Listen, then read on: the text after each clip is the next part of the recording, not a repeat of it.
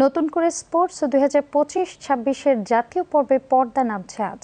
Army স্টেডিয়ামে সমাপনী দিনে অনুষ্ঠিত হবে ফুটবল ইভেন্টের বালক এবং বালিকা বিভাগের দুটি ফাইনাল এবং বালক ও বালিকাদের 100 মিটার স্প্রিন্টের দুটি ফাইনাল। বিকেল 3:30টায় শুরু হতে যাওয়া সমাপনী অনুষ্ঠানে প্রধান অতিথি হিসেবে উপস্থিত থাকবেন প্রধানমন্ত্রী তারেক রহমান। বিস্তারিত রায়হান মাহমুদের প্রতিবেদনে। নতুন করে স্পোর্টস 2025-26-এর জাতীয় পর্বের পর্দা নামছে আজ। আর্মি স্টেডিয়ামে সমাপনী দিনে অনুষ্ঠিত হবে ফুটবল ইভেন্টের বালক ও বালিকা বিভাগের দুটি ফাইনাল এবং বালক ও বালিকাদের 100 মিটার স্প্রিন্টের দুটি ফাইনাল। বিকেল 3:30টায় শুরু হতে যাওয়া সমাপনী অনুষ্ঠানে প্রধান অতিথি হিসেবে উপস্থিত থাকার কথা রয়েছে প্রধানমন্ত্রী তারেক রহমানের। অনুষ্ঠানে সভাপতিত্ব করবেন যুব ও ক্রীড়া প্রতিমন্ত্রী আমিনুল হক। বিকেল 4টায় ভেন্যুতে পৌঁছে প্রধানমন্ত্রী বালিকা বিভাগের ফুটবল ফাইনালের দ্বিতীয়ার্ধ উপভোগ করবেন।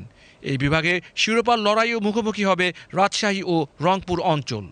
এরপর প্রধানমন্ত্রী বালক ও বালিকাদের 100 মিটার স্প্রিন্টের ফাইনাল উপভোগ করবেন। এছাড়া রয়েছে প্রামাণ্য চিত্র প্রদর্শনী এবং নতুন করে স্পোর্টস 2025-26-এর থিম সংয়ের সঙ্গে শিশু শিল্পীদের নৃত্য পরিবেশনা। প্রধানমন্ত্রী পরে বিজয়ীদের মধ্যে পুরস্কার বিতরণ করবেন। গত 2রা মে সিলেট জেলা স্টেডিয়ামে নতুন করে স্পোর্টসের প্রথম আসরের আঞ্চলিক পর্বের উদ্বোধন করেছিলেন প্রধানমন্ত্রী। দেশের সব উপজেলা ও জেলার প্রায় 1,70,000 ক্ষুদে ক্রীড়াবিদ, যাদের বয়সসীমা 12 থেকে 14 বছর, 8টি ডিসিপ্লিনে নতুন করে স্পোর্টসে অংশ নেয়। এরপর রাজধানীর 5টি ভেন্যুতে অনুষ্ঠিত হয় জাতীয় পর্ব।